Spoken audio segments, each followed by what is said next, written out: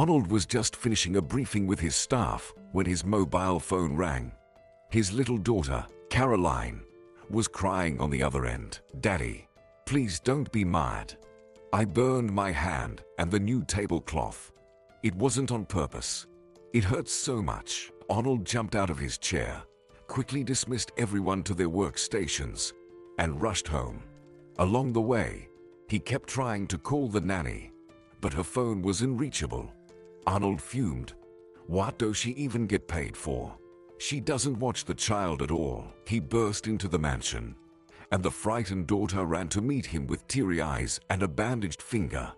The windows in the kitchen were open, and the smell of smoke filled the air.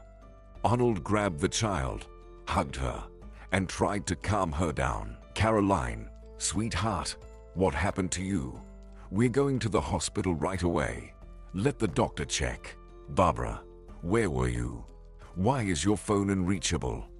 I might fire you today." The nanny began to apologize and explain. "Forgive me, Arnold. I stepped away for just a moment. I swear, it won't happen again. No need to go to the hospital. It's just a little redness." Caroline got scared. That's all. Who knew she'd decide to fry pancakes on her own? "You know how imaginative she is." Caroline chimed in. "I didn't mean to, Daddy. I just wanted to surprise you with pancakes and jam. I watched a recipe video online and tried to cook. The pan got too hot. I couldn't turn down the gas. Got a bit burned and put it on the tablecloth. Smoke started pouring out. I won't do it again. Just don't be mad." Arnold hugged his daughter, reassured her. "I was so scared for you, sweetheart. Please, don't go near the stove by yourself. When do school holidays end? I think I'll go crazy before then.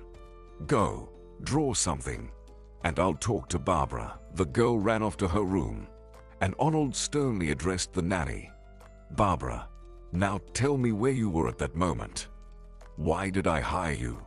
To take care of the child, not wander off." The woman pleaded again. "Please don't fire me. It's the last time." You see, Caroline was watching cartoons, and the manicurist called with an opening. "I only left for an hour. I'm sorry. It won't happen again," Arnold said firmly. "I'll install a camera in the house today, and if you try this again, I'll fire you on the spot. I'll deduct from your pay for today. Understand? I'll arrange for the driver to take you and Caroline to the hospital just in case. Keep an eye on her." He kissed his daughter, admonishing her. "I'm off to work. Be with Barbara, and no more improvisation. Okay, I'll order pizza for dinner. You're the most precious thing I have. Understand? I worry a lot about you." Caroline hugged her father and nodded. "Okay, Daddy, I'll be waiting for you. Come back soon." From her warm little hands emanated tenderness, and Arnold's heart melted, his anger dissipating. On his way to work, he began to reflect on his entire life. After university, Arnold ventured into business, dealing with the sale of car parts in different regions. Although his business was small, it was robust, with a main office and 2 branches. Initially, work consumed almost all his time, leaving no for personal life. However, everything changed when Arnold, at 30, fell deeply in love and decided to marry Leslie, his tall, leggy secretary. She quickly became his lawful wife and chief manager. Despite rumors among colleagues that Leslie might be cunning and with him for the money, Arnold dismissed them. They married and lived in the businessman's mansion. Initially, life was good, but as years passed, children did not come. Leslie wasn't bothered, enjoying their affluent lifestyle, but Arnold yearned to be a father. After a thorough examination, it was revealed that the problem lay with him due to a childhood bout of swine flu affecting his ability to have children. Distraught, Arnold initially suffered but then decided to adopt a child from an orphanage. Leslie was reluctant, suggesting they get a purebred dog instead, but Arnold persisted. Their home welcomed a blue-eyed, curly-haired wonder, 5-year-old Caroline. who had chosen them as her parents. Leslie, while putting on a smile, seemed uneasy, not fully grasping that this child would soon become a permanent part of their lives. The orphanage director warned Arnold and Leslie against adopting Caroline, hinting at a mysterious and possibly troubled background. Leslie, concerned, speculated on potential issues but received reassurance that it wasn't related to alcoholism. However, the director mentioned a dark story about Caroline's mother, and Leslie grew wary, pleading with her husband. Leslie suggested looking at other children, fearing potential problems with adopting Caroline. Arnold, however, remained adamant, having already promised to take Caroline. He couldn't betray the little girl who had reached out to them. "No, we are adopting Caroline. I've decided, and that's final. She chose us herself. I can't betray her. I've already promised to take her. How can you not love such a sweetheart with those big eyes? I'm already crazy about her. She'll grow up to be the most beautiful and happiest. I'll make sure of it." Leslie pursed her lips, offering no response. Arnold couldn't miss the unpleasant squint in her eyes. He knew that look his wife disapproved of his choice. Yet, he sincerely believed that Leslie would eventually grow to love Caroline and become a true mother to her. Unfortunately, that never happened. Leslie never bonded with the little girl. She tried to instruct, guide, and scold Caroline. When the child cried or threw tantrums, Leslie grimaced and harshly reprimanded her. "Enough of the whining. You're not a little kid anymore. Your father spoiled you. Why are you clinging to me? Go play. You have a room full of toys." Caroline responded in kind, crying even more and shouting, "You're mean. You don't love me. But Dad is kind. He's the best." The girl leaned towards Arnold, embracing him sincerely, whispering, "My beloved daddy is here. I've been waiting for you. Look what I drew for you." Arnold melted, patiently listening to all her joys and sorrows, enjoying playing and spending time with her. He took her to the circus, on amusement park rides, carried her on his shoulders, and felt immensely proud to be her father. However, the relationship between him and his wife deteriorated completely. Leslie seemed to lose her mind, becoming jealous of Arnold's affection for the little girl, who took away all his free time, demanding attention and love. Leslie, who used to receive jewelry and sweet words exclusively, either tried to ignore the child or openly scolded her. Maternal instincts never awakened in Leslie. Unfortunately, it was during this time that Leslie found a lover. She changed, started disappearing in the evenings, came back happy and content, lying about being with friends or an old acquaintance. Her home had become unbearably dull and uninteresting. Frustrated with Caroline's antics, she grew irritated. Arnold was no longer the prince. He talked about nothing but Caroline. The couple grew apart, and Arnold, engrossed in work and Caroline, tried to reason with Leslie. However, she appeared at home less and less. Eventually, it culminated in Leslie packing her bags and leaving for her lover. She left only a note on the refrigerator. "I can't take it anymore, Arnold. I deserve better. I'll file for divorce myself." Arnold struggled with their breakup. He had loved Leslie deeply and believed that things would work out. Her betrayal shook him, and if it weren't for his daughter, it's unclear how he would have coped. But his love for Caroline gave him the strength to keep going. He couldn't afford to give up and sink into despair. He lived for his daughter, having lost faith in love. The little girl was briefly sad after Leslie's departure, but she quickly recovered. She still loved her father unconditionally. 2 years quietly passed. The daughter, now 8 and in 2nd grade, thrived, but Arnold remained alone. Many women admired Arnold and even took the initiative to get to know him better, but he rejected all attempts. He didn't want anyone hurting Caroline again. He vividly remembered his ex-wife's disapproving face and her dissatisfaction with the girl. Finding a suitable nanny proved challenging. None seemed to fit well into their family. The latest one, Barbara had become too audacious and crossed the line today by leaving his daughter alone to get a manicure. Fortunately, the school break was ending in a couple of days, and Caroline would go back to school, bringing relief to Arnold. Yet, he still often sifted through new candidates, hoping to find a responsible and kind nanny who would make Caroline happy. Recently, a young girl joined his company for work. The job was not great, cleaning staff with a modest salary. Few applied, but this sad, charming girl pleaded to be hired. "Please, take me. I desperately need this job. I'm willing to clean without rest. My situation is hopeless. I'm pregnant, and circumstances have left me alone with no one to turn to." The deputy grimaced.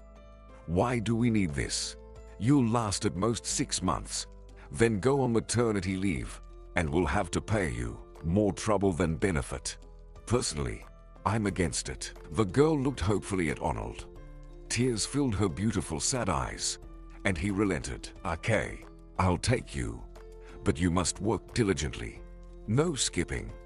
Let's have your documents, Valerie, and we'll start the paperwork." Valerie was overjoyed, thanking the director and promising to work conscientiously.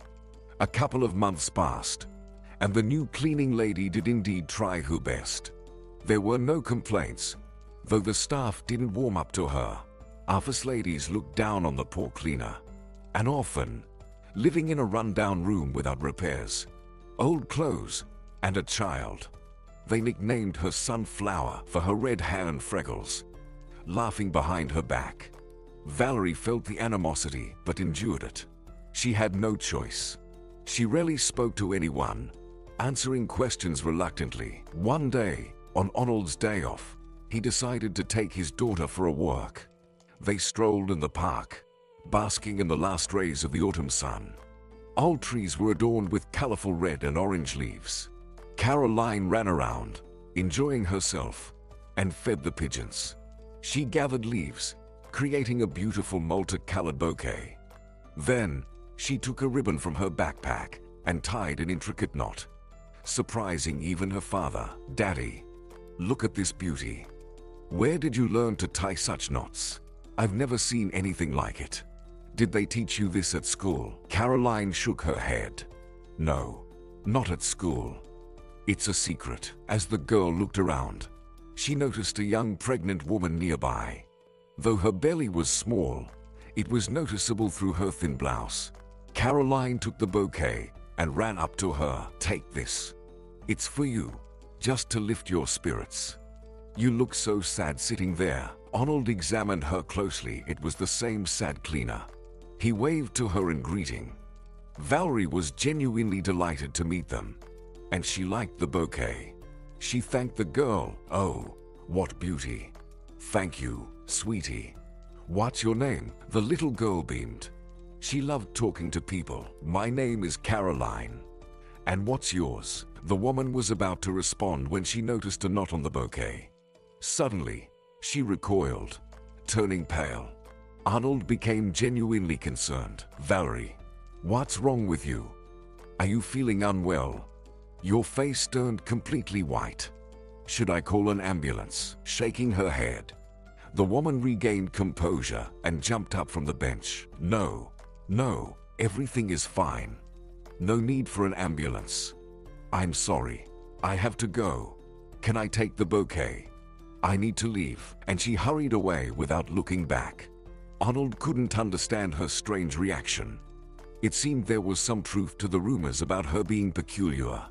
He and his daughter were ready to head home and almost forgot about the incident. However, a few days later, someone knocked on the door of his office. "Excuse me. May I come in?" Arnold was very surprised to see Valerie. She sat down and began hesitantly. "I'm sorry to bother you, but your daughter's bouquet has been haunting me for 3 days now. I can't sleep. Can you tell me who taught her to tie such a knot? It's crucial for me. You see, only one person knew how to weave like that, my sister, Gabriel. Perhaps you know something about her. We were separated in childhood. You understand? I know nothing about her, and she's the only relative I have. We're orphans together. Please, Tell me everything you know. Suddenly, Arnold remembered where he heard that name. He slapped his forehead. Right, Gabriel. That's the name of Caroline's biological mother. It's even recorded in the adoption certificate. I adopted Caroline from the orphanage when she was 5. The orphanage didn't tell me much about Caroline's mother, either she passed away or she gave up Caroline. I wasn't interested. I gave the girl my last name, and she's my truly beloved daughter. But wait, if you're Caroline's biological mother's sister, then my daughter is not a stranger to you. She's your niece. Although such a coincidence is hard to believe, it's unbelievable. Tell me more about yourself and how you got separated from your sister. Maybe I can help you find her if she's alive. Of course, Valerie sighed heavily and began her sad story. We had an ordinary family, just like everyone else. Our parents were teachers, working at a school. We lived modestly, but not in poverty. Mom was strict, but we adored our dad. My sister is only 2 years older than me. One day, tragedy struck. Our parents went to the summer house, and I stayed home with my sister because I was sick. Usually, we all went together, but that day they didn't come back. There was a fire at home, and they suffocated. Such a bizarre and senseless death. Gabriel and I ended up in an orphanage. She was 10, and I was 8. Then the nightmare began. We were completely unprepared for survival. I still shudder when I remember the stern voice of the chubby nanny, Anastasia, and her shout, "This is now your locker. Put your things there and go to the children's area." And I stood there, stubbornly insisting, "No, I won't go. I'll wait for my sister." During that time, Gabriel was still undergoing a medical examination. That chubby woman grabbed me by the sleeve, nearly breaking my arm, and forcibly dragged me to the children's area. I was instantly labeled a crybaby, and if it weren't for my sister, I probably wouldn't have survived those initial days. Gabriel was always more spirited and brave. She could even fight with boys. Meanwhile, I was always crying and trembling. We spent 2 years together in the orphanage. She protected me, fed me, and pleaded, "Hold on, Valerie, and don't cry. We need to be strong. Soon, I'll become an adult, work, and will leave this place forever. Just endure. I'm right here. I won't let anyone hurt you." And I endured. Ate tasteless food. Stayed silent when the nasty nanny Anastasia mistreated me. Only my sister's care saved me. Gabriel and I loved crawling under the same blanket at night, whispering about our dreams of a happy life when we grew up, getting married, having 3 kids, and never being apart. Gabriel also loved to weave and knot intricate designs, dabbled in macrame, finding solace in these activities. I never learned, but I happily wore ribbons with her weavings in my hair. However, fate had other plans for our dreams of a blissful life. One day, potential adopters came to the orphanage, a regular couple, already in their later years. They didn't want a young child.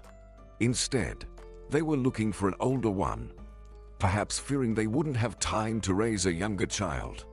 Gabriel caught their eye, and they began talking to her. My sister immediately said she wouldn't go to an adoptive family without me, and the director assured us that sisters weren't supposed to be separated. The woman's name was Janet, a name I would remember for life. She told us they would adopt both of us, but not simultaneously. Gabriel first, and a few months later, me. It seemed they hadn't prepared a child's room for 2 yet. Time was needed. Janet played with me and seemed so kind. My sister and I believed that we were finally escaping this hell. Gabriel was adopted, and we cried and hugged for a long time. I felt nauseous in my soul. I couldn't imagine surviving even a day without her in that place. But she comforted me. "Don't cry. Soon we'll be together again. Endure a little. I'll come back for you. I promise." My new mom assured me that they would take both of us into the family. The director also confirmed it. She said they were preparing documents for you too. I nodded, agreed, and believed fervently that Gabriel would return for me. However, as weeks passed and no one came for me, I became extremely anxious.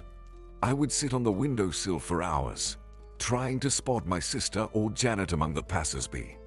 Then that chubby Anastasia confronted me, abruptly pulling me away from the window, shouting, "You'll soon drill a hole in the window with your eyes. Why are you still standing there, naive fool? Haven't you realized that no one will take you anywhere? Accept it.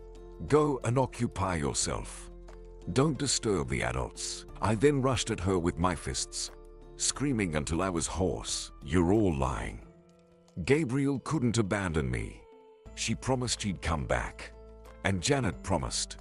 I won't go anywhere, and I'll sit here until they come for me. Don't put on a show for me. Behave like everyone else, and sit quietly.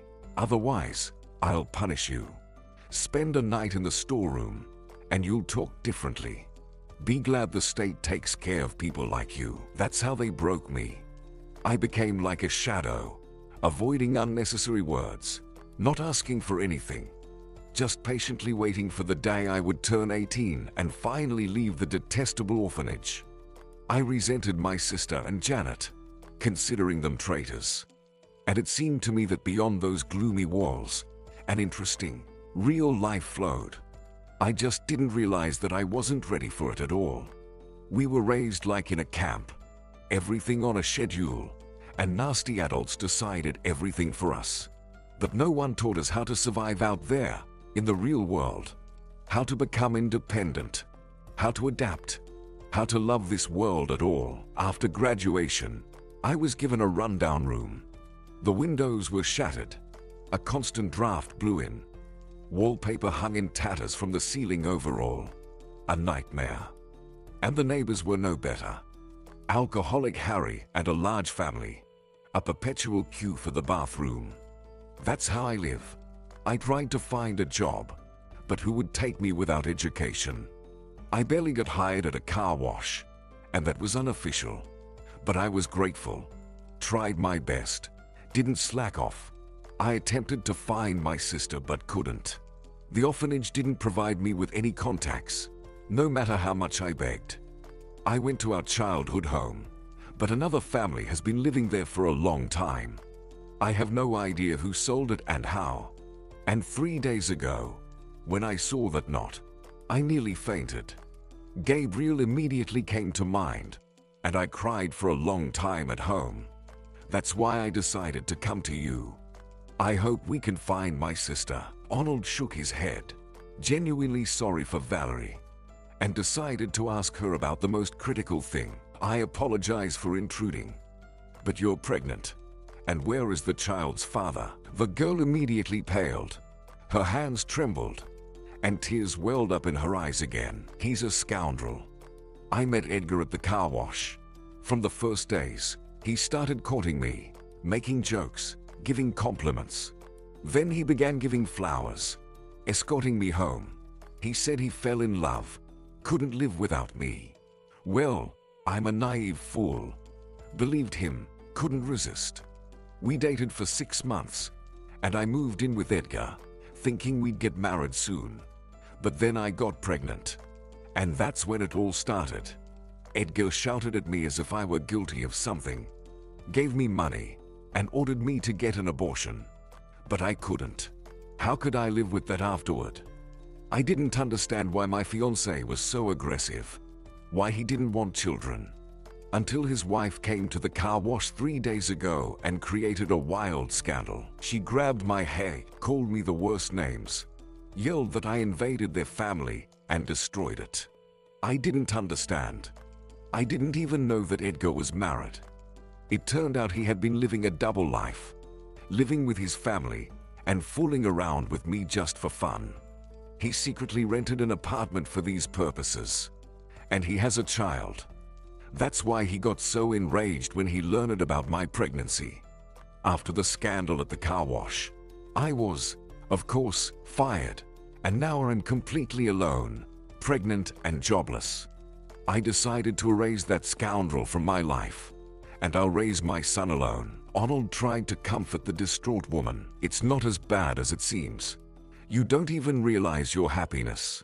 I would give anything to have a child. I adore Caroline. Believe me, children are the most significant happiness. I'll help you find your sister.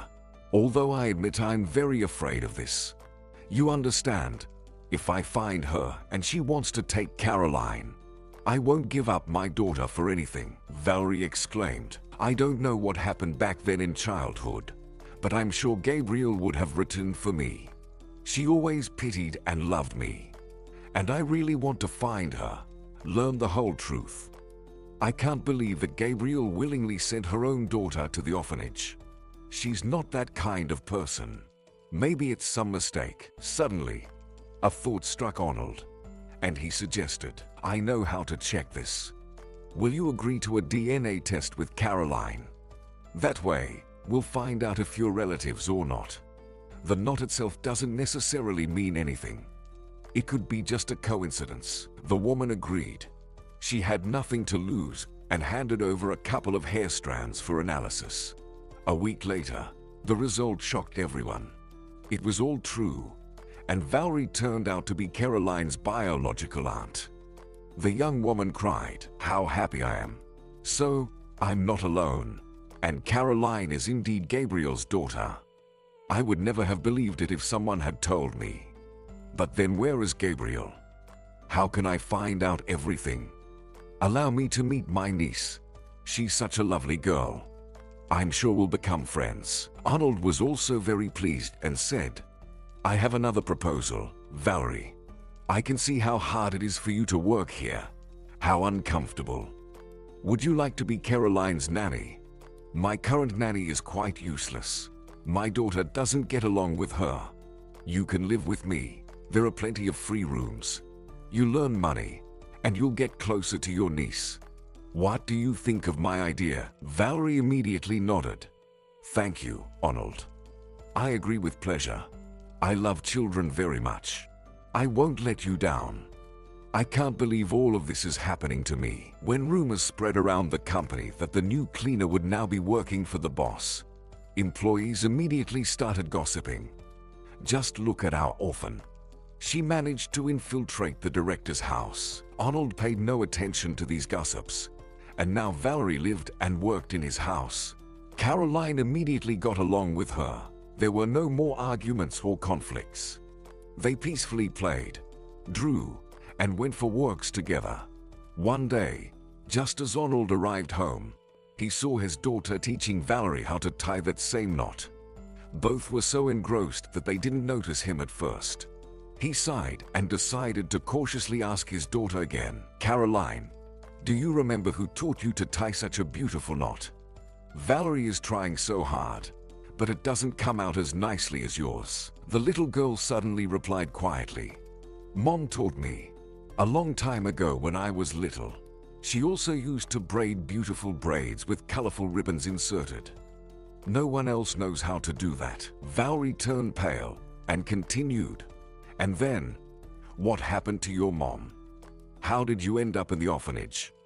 Do you remember anything?" Caroline sadly answered, "I remember my mom a little. She was kind and very beautiful, but she disappeared somewhere. I waited for her and cried. And my stepfather is bad and angry. He scolded me and shouted all the time, and I was scared, cried, and hid under the bed. And then some aunts came, and they took me to the orphanage.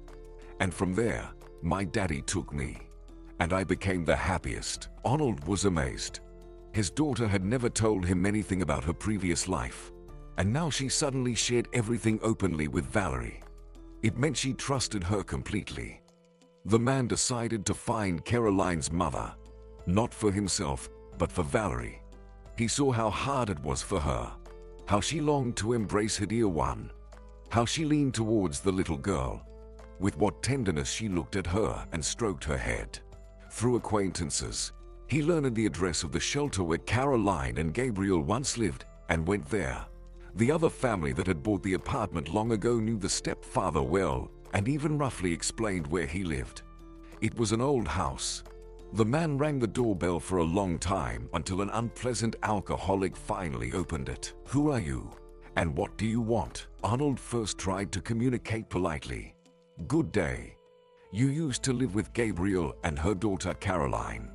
I need to know where she disappeared and why the girl was taken to the orphanage. I didn't understand. Who are you anyway? Why should I tell you anything? Get out of here. Arnold understood. This was probably Caroline's stepfather. His hands were shaking badly, and he urgently needed a drink. So, he went downstairs and bought 2 bottles of alcohol from the nearest store, then rang the doorbell again. The irritated owner immediately confronted him. Didn't I make it clear that bothering me is not worth it? Arnold showed the booze with some snacks and asked again, what about now?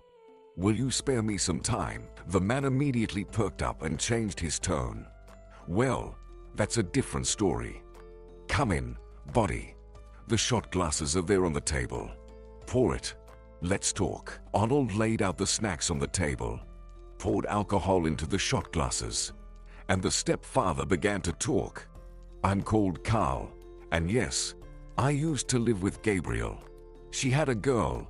I don't know who the father is. She never told, but Gabriel has been in prison for 3 years now, and she'll be there for a long time. They gave her 8 years. It seems they found an interesting package on her, and that's it. They took her away. Arnold couldn't believe it. Gabriel, a drug addict. Did she use it herself or sell it? Nikolai waved his hands. No. Are you crazy? I wouldn't get involved with such a girl. Some dark story happened there. Gabriel worked as a maid in a rich house. She had a conflict with the owner, and he probably set her up. They found a package in the pocket of her coat. But it's all nonsense. What normal person would carry such things in the pocket of their coat? Caroline, her daughter, was 3 years old then. Well, what was I to do with a little kid? Especially someone else's. She cried for days, and I didn't know what to do with her. I often lost my temper and shouted at her too. So, neighbors called the police and child protective services, and they took the girl away. I was even relieved. Other people's kids are not my concern. That's the whole story. Well, shall we drink? Arnold shook his head negatively and hurriedly left that place.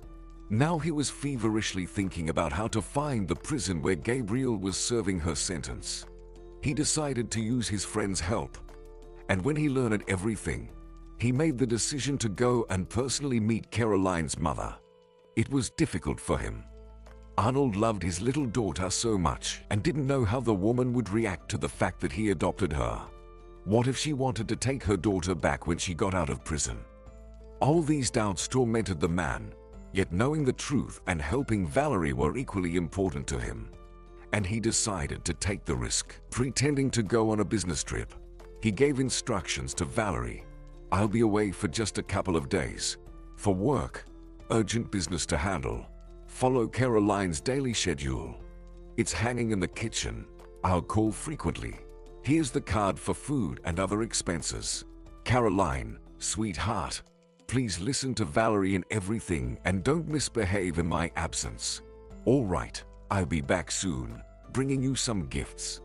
Okay, sweetheart, come here. I'll give you a kiss. Throughout the journey, Arnold was anxious and nervous, envisioning the upcoming meeting with Gabriel. He wondered if Caroline resembled her. What should he say to her? Where should he start? How would she react? He also worried about whether Valerie could manage at home without him. She was pregnant herself, and now, with a little schoolgirl under her care, there would be chores and responsibilities all day. Moreover, he had never left Caroline alone for such a long time, and he was deeply concerned. However, soon his worry turned into shock. Gabriel had died a month ago from lung inflammation in the prison hospital. Arnold was deeply saddened and asked the prison warden, "Tell me, do you think Gabriel really dealt drugs? Was her imprisonment justified?" The stern elderly man replied, "It's hard to say. They all claim to be innocent, that they were framed, every single one of them. I've seen a lot of these cases in my life, But I can say one thing, she's definitely not a drug addict, let alone a dealer. It seems she angered someone, unfortunately, and such things happen. It was hard for her here. She became quiet, withdrawn, cried all the time. She was in the hospital a couple of times, often sick. She turned into an old woman in these 3 years and, unfortunately, passed away. So, I can't help you. I'm sorry. If you want, you can take her personal belongings, but there's nothing significant. Just a lady's purse, some notebook. No money or valuables. Arnold immediately nodded. Yes, I'll take them. I think her sister will appreciate it. It's a part of Gabriel, her past. On the way home in the train, Arnold contemplated whether to tell Valerie the dreadful truth, that her sister was no more. She was pregnant, and he feared she would cry and be distressed.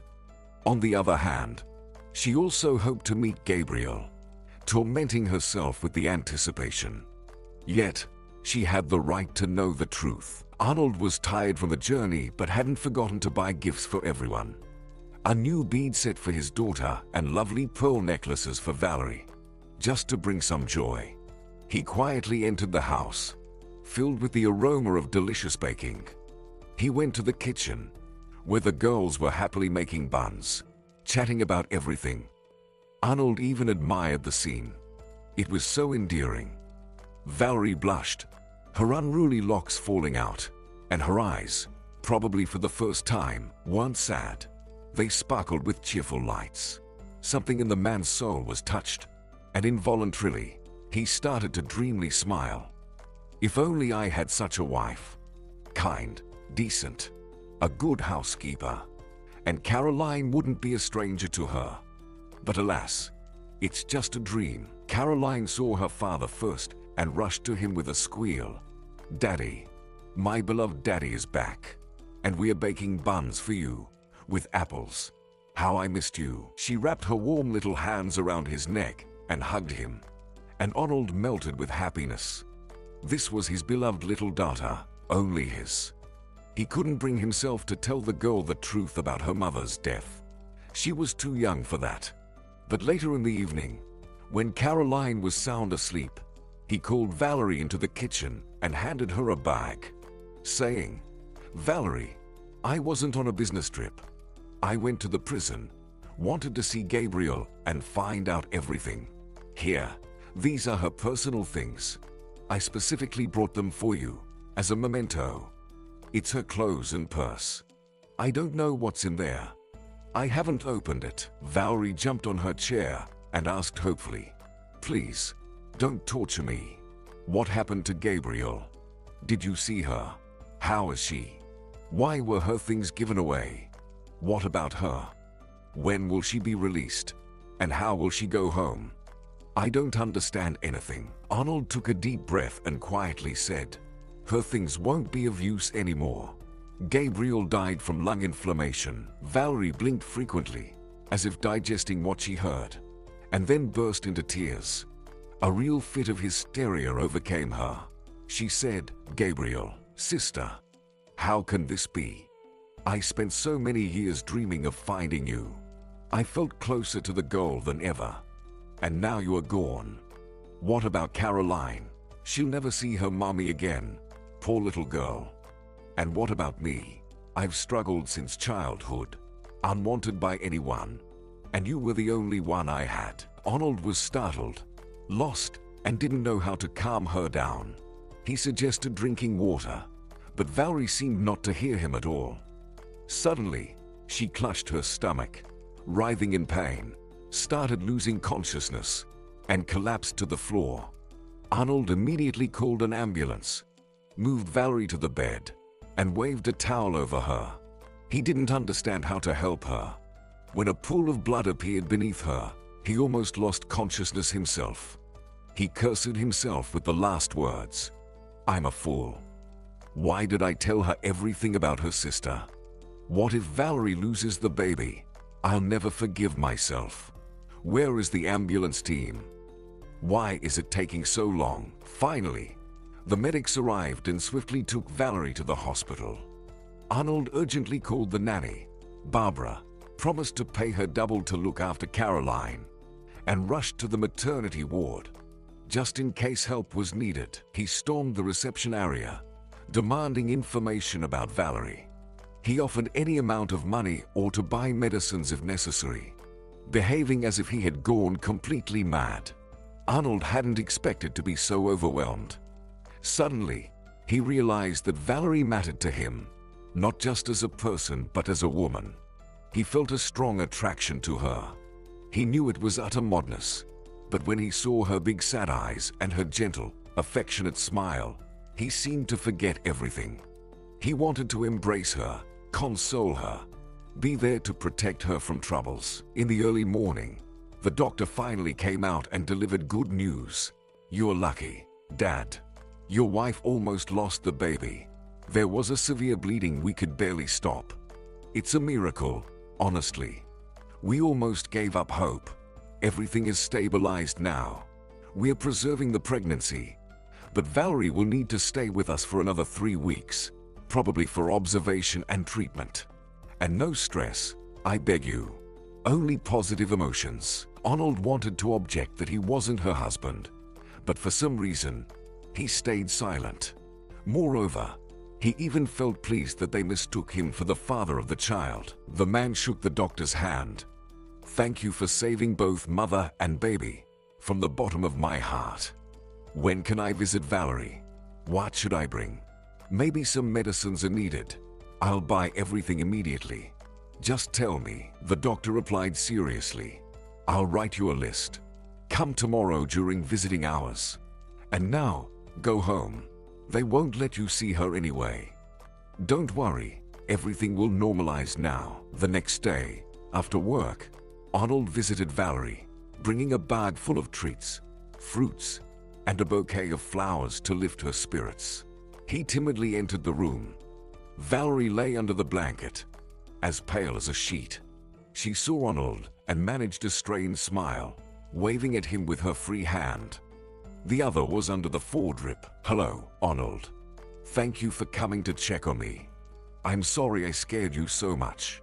Oh, those beautiful flowers. Are they for me?" she asked. Arnold smiled and replied, "Hi, Valerie. They mistook me for your husband yesterday, and I didn't object. It even felt kind of nice. I've been cursing myself for telling you everything. I should have realized you're in no condition to handle the stress." Tears welled up in Valerie's eyes again, dropping onto the pillow. She said, "Yes, I'm really upset that Gabriel died, and I'll never see my dear sister again. What will happen when the baby is born? How will I raise him alone? I can't even imagine." Arnold tentatively took her hand and whispered, "Don't speak like that, and don't cry anymore. You shouldn't. Do you hear me? Just think about the baby and take care of yourself. I'll be the one feeding you now. I bought pizza, still hot. Come on, open up. You need to eat. You look so pale." Valerie rallied. Her eyes lit up, and she ate with gusto, thanking Arnold for everything. "How delicious. Thank you, Arnold, for the flowers and for taking care of me. I'd be lost without you. It's quite a hassle for you. I feel so uncomfortable. I've burdened you with my problems." The man responded decisively. "I never want to hear that word again. You are not a stranger. You are Caroline's aunt, firstly. Secondly, I really like you. Finally, I said it. It feels lighter now. And thirdly, I will always be there for you. Got it? We'll come tomorrow with Caroline. Wait for us and get well." Valerie couldn't believe her luck and quietly said, "I'll be eagerly waiting for you. I've never met men like you. I've lost faith in people, especially after my fiancé betrayed me. But you are different. You're the kindest, the most reliable, and I really like you too. But, you understand, we can't be together. Why would you want a child from another man?" Arnold evasively replied, "Valerie, don't dwell on the negative. Please. Just know you are not alone. We'll come tomorrow with Caroline." After the man left her room, A nurse entered, removed the foredrip, and said, "You're lucky with your husband, Valerie. It's evident that he loves and cares for you. Such things are rare these days." Valerie blushed but felt pleased that Arnold was genuinely concerned for her. She thought sadly, "Once in a lifetime, I meet the man of my dreams, and yet fate doesn't allow us to be together." From that day on, Arnold and Caroline visited Valerie regularly. The little girl gave her drawings and her favorite bracelets, asking about the baby and Valerie's well-being. During this time, the young people grew close. They talked a lot, and both felt drawn to each other. Being together felt natural and calm. They didn't want to part. Arnold kept away the bag with Gabriel's things to spare Valerie from additional distress. He tried to distract her from negative thoughts, surrounding her with care and attention. However, he didn't abandon his investigation. He desperately wanted to know the truth. Who framed Gabriel and why? He discovered that Gabriel had worked in the household of the same scoundrel, the shadowy businessman his ex-wife had left him for. Arnold was convinced that this man could have framed Gabriel. He went further and investigated all the household staff who had worked there for a long time. The elderly cook, Ariel, seemed promising.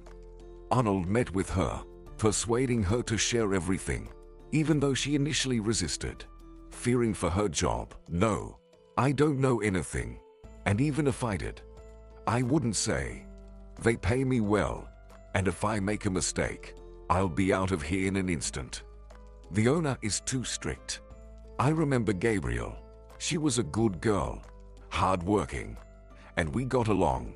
Ariel initially protested. Arnold couldn't contain himself and shouted, "How can you not understand that you're covering up a scoundrel who put an innocent girl in prison, and she died there?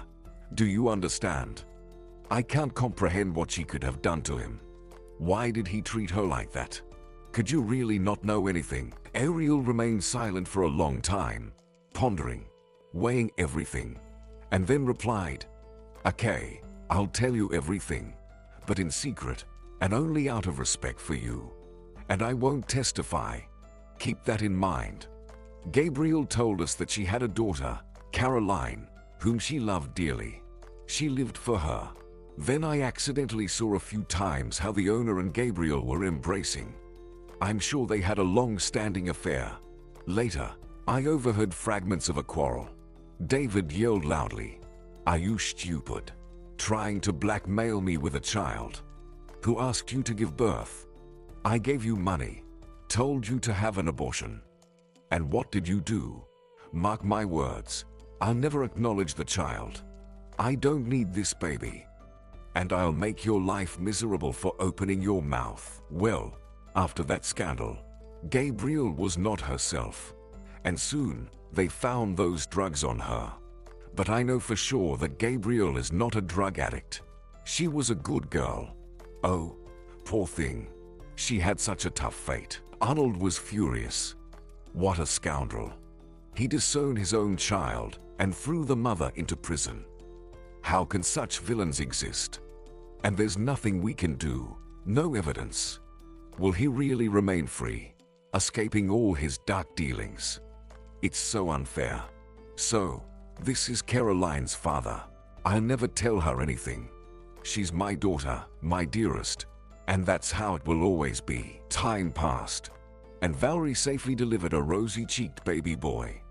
Arnold prepared thoroughly for the discharge, buying balloons, flowers, candies, and champagne, and came with Caroline. Valerie was in shock when she saw how they ceremoniously greeted her.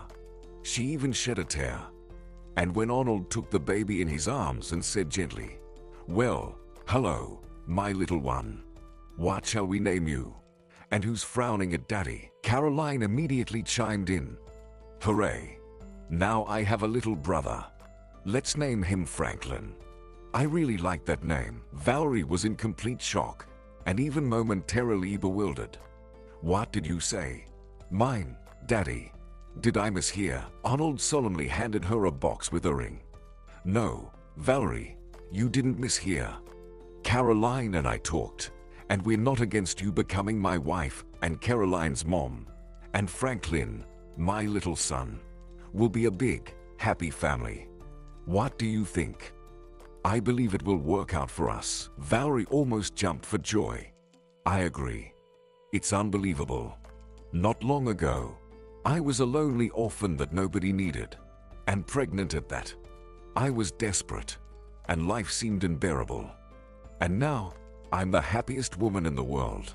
I want to shout to the whole world how much I love you. Arnold hugged her gently and said, "Well, family, shall we go home? We've set up a great feast with Caroline. We need to celebrate this moment." The family life of our heroes didn't become ideal right away. Initially, it was very challenging. Raising 2 children is hard work, but patience, respect for each other, mutual love bore fruit.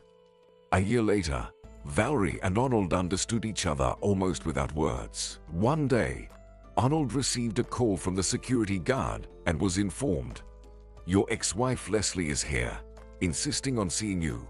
She says it's urgent." Arnold was puzzled about what Leslie could want.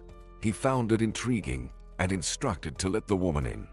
She entered the office confidently, took a seat, and said, "Well, hello, Arnold. It's been a while. I even missed you. How are you? How's the new family? Heard you married the janitor." Arnold frowned. "Get to the point, Leslie. I'm not here to discuss my personal life with you." She changed her tone and tried to flatter. "I have something important to discuss with you. You see, David's in trouble. The tax authorities busted his company, found some financial manipulations, and now he's in prison. Can you imagine? I'm left with nothing to survive on. Hire me again. I was a decent manager, you remember." Arnold was taken aback by her audacity and decided to play a trick on her. "I'm sorry, but your position has long been filled. However, I can offer you a job as a janitor, replacing Valerie. That position is currently vacant. Well, what do you say? You need money, right?" Leslie jumped up and started shouting, "This is outrageous. No, I deserve better. Although why am I surprised? You always had a soft spot for poor orphans. It must be in your blood." Arnold laughed in her face. "Valerie is no longer a poor orphan or a janitor. She is my lawful wife. Doesn't the vacancy suit you? Well, sorry, I can't offer anything more. All the best." Feeling offended and humiliated, Leslie left. She now deeply regretted exchanging a strong family and a loving husband for that egotistical David. Arnold came home and told Valerie everything about who framed Gabriel, about Leslie, and how fate itself punished the scoundrels. In the end, he added, "I don't feel sorry for David or Leslie at all. They deserved all of it. They've caused so much harm to people and ruined so many lives. Now let them try what it feels like to be betrayed. David will fully experience prison life. Let's forget about them. I'm so glad you're with me, Valerie. I love you more than life, and our children too." He gently kissed his wife, and she embraced him. Both understood that fate had brought them together, as their hearts beat in unison, and their souls harmonized hand in hand.